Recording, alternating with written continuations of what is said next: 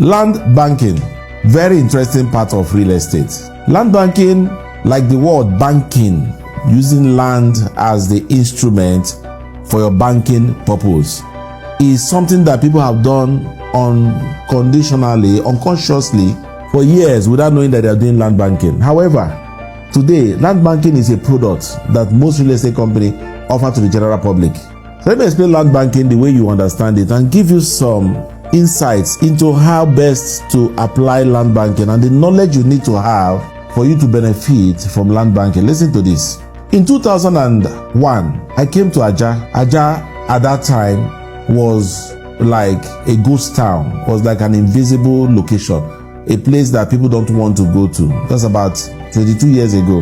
I was a young man. I saw this landed property that was directly opposite where Ikota shopping complex is now in Ajah. An estate is there now. And they offered me one plot at that time for 150,000. I actually came with 150,000. But I went back with it and squandered it. After seeing the bush, B-U-S-H, I went back. Today, land there is about 130, 150 million naira. Had it been I bought it then and fenced it, I will be 150 million naira richer today.